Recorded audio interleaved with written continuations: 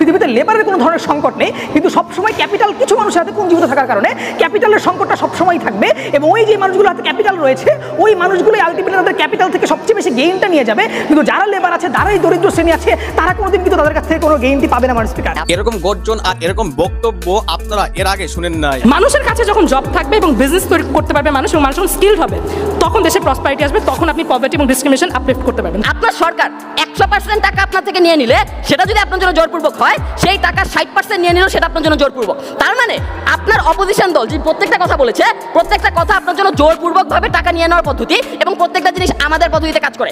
দুই দলের মধ্যে হাড্ডাহাড্ডি লড়াই চলতেছে, যারা ভিডিও স্কিপ না করে ফুলি দেখুন, দেখলে পুরাই অবাক হয়ে যাবে। যদি এখন এরকম কোনো ক্যাপ দিয়ে দেন যে এই থেকে বেশি টাকা আপনি নিজস্ব কামাতে পারবেন না, আপনার দেশে ফরেন ইনভেস্টমেন্ট আসা কমে যাবে, তখন আপনাকে শুধুমাত্র যেই সাহায্যটা আপনি বিদেশ থেকে পাচ্ছেন কিংবা যেই টাকাটুকু আপনি উদ্ধার করতে পারছেন সেই সাহায্যের উপর ডিপেন্ড করতে হবে। আমাদের ওয়ার্ল্ডে আদানি গ্রুপ এক্সিস্ট করবে, কিন্তু মালিক আদানি হবে না।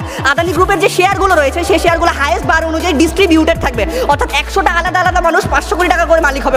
আসসালামু আলাইকুম, আশা করি আপনারা সবাই ভালো আছেন। নতুন ভিডিওতে সবাইকে আবারও স্বাগতম। এখানে বেশি কথা বলে সময় নষ্ট করবো না, দেখলে আমরা ভিডিও ফুটেজে চলে যাবো। এখানে আমরা দেখতে পাবো যে দুই দলের মধ্যে কিভাবে হাড্ডাহাড্ডি তর্ক বিতর্ক চলতেছে।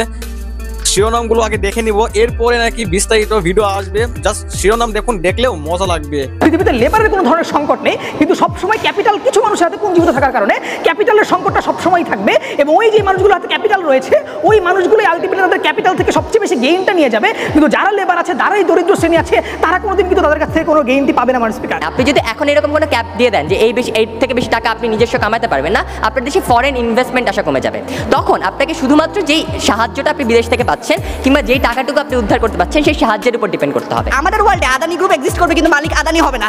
আদানি গ্রুপের যে শেয়ারগুলো রয়েছে সেই শেয়ারগুলো হাইয়েস্ট বার অনুযায়ী ডিস্ট্রিবিউটেড থাকবে, অর্থাৎ 100টা আলাদা আলাদা মানুষ 500 কোটি টাকা করে মালিক হবে।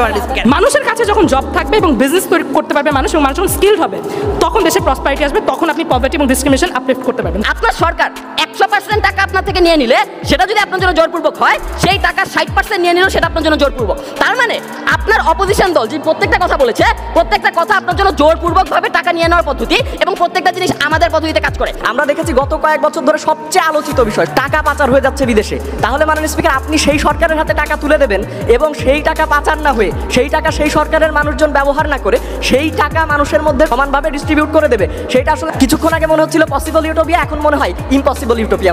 এটা শুধু শিরোনাম দেখাইলাম, এরপরে বিস্তারিত আসবে। যদি এই বিতর্কগুলো আপনাদের কাছে ভালো লেগে থাকে, নেক্সট পার্ট পাওয়ার জন্য অবশ্যই চ্যানেলটিকে সাবস্ক্রাইব করে রাখুন। দেখা হইতেছে সামনে আবারও কোনো একটা অগ্নিশলা রক্তকরণ করা হৃদয় বিতরক বক্তব্য নিয়ে। সেই পর্যন্ত সবাই ভালো থাকুন। আসসালামু আলাইকুম।